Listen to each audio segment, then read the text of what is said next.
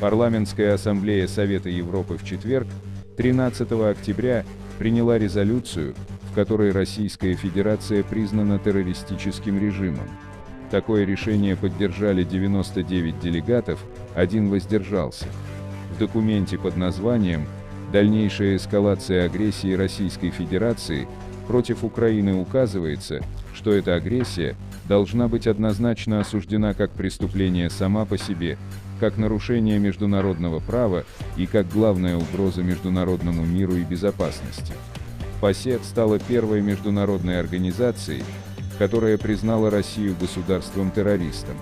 Единогласно одобрив резолюцию, Парламентская ассамблея признала нынешний российский режим террористическим, а также призвала государств-участников Совета Европы предоставить Украине системы противовоздушной обороны, однозначно осудить псевдореферендумы, проведенные в Луганской, Донецкой, Запорожской и Херсонской областях Украины с 23 по 27 сентября 2022 года и воздержаться от признания каких-либо их последствий.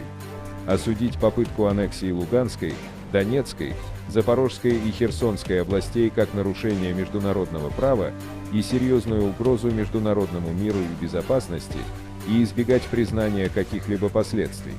Предоставить финансовую поддержку для восстановления Украины. Обеспечить комплексную систему ответственности за грубые нарушения международного права, возникшие в результате агрессии России против Украины. Ускорить создание специального международного трибунала для привлечения РФ к ответственности за преступления агрессии против Украины. Создать комплексный международный механизм компенсации, включая международный реестр убытков, и активно сотрудничать с украинскими властями в этом направлении. Побуждать Москву разрешить гуманитарным миссиям ООН, Международного комитета Красного Креста, Совета Европы или любой другой международной организации или государству-члену содействовать обмену военнопленными и освобождению политических заключенных. Поддерживать идею, что любые переговоры будут проходить на условиях Украины.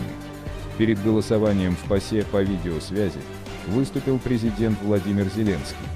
Он призвал Ассамблею признать РФ страной-террористом, создать трибунал для РФ и механизм компенсации для Украины. Подпишись на наш канал, чтобы быть в курсе всех событий. Спасибо за просмотр.